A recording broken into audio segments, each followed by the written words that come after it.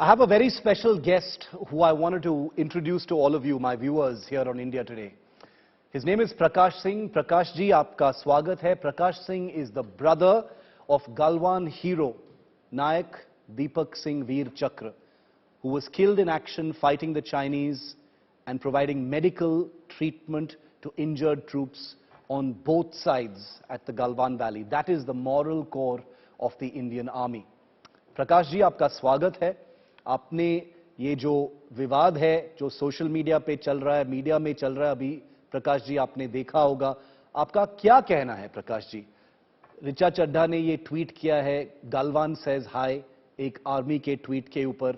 उस पे आपका क्या रिएक्शन है प्रकाश जी?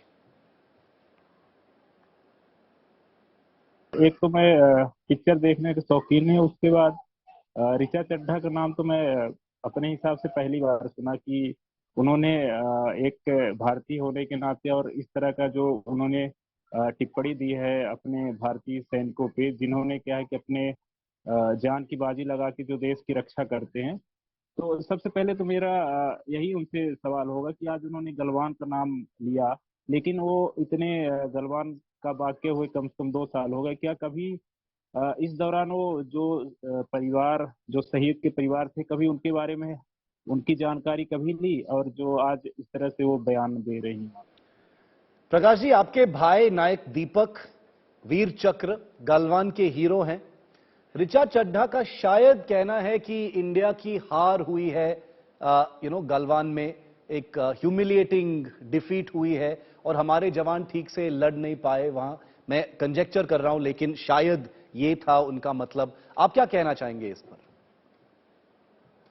क्योंकि मैं भी भारतीय सेना में सेवारत था, मैं भी 17 साल सर्विस करके आया. उसके बाद मैं अपने गलवान के बलवान यानी दीपक सिंह का बड़ा भाई हूं, और मुझे इस बात का फक्र होता है कि जब मैं उनका नाम लेता हूं तो सीना चौड़ा हो जाता है. और दूसरी बात है कि जो ऋचा चड्ढा ने बोला, तो वो एक तो अपनी पब्लिसिटी करने के लिए बोला, जबकि उनको ये पता होना चाहिए कि जो अगर उनको पब्लिसिटी मिलती है एक आम पब्लिक से ही मिलती है. लेकिन उन्होंने जो इस तरह की बातें बोली, तो उससे क्या है कि भारतीय सेना का और उन्होंने अपमान किया, और दूसरे देश जो हमारे पड़ोसी देश है उनको एक तरह से बोलने का मौका दिया.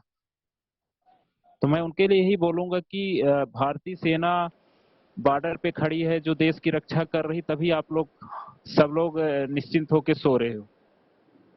प्रकाश जी, आपके भाई नायक दीपक वीर चक्र के बारे में कुछ बताइए हमारे दर्शकों को, ताकि ऋचा चड्ढा जैसे किसी और का फ्रीडम ऑफ स्पीच तो है ही इस देश में, उसका कोई प्रॉब्लम ही नहीं है, लेकिन उनके बारे में कुछ बताइए जैसे और ऐसा बयान सामने नहीं आता है.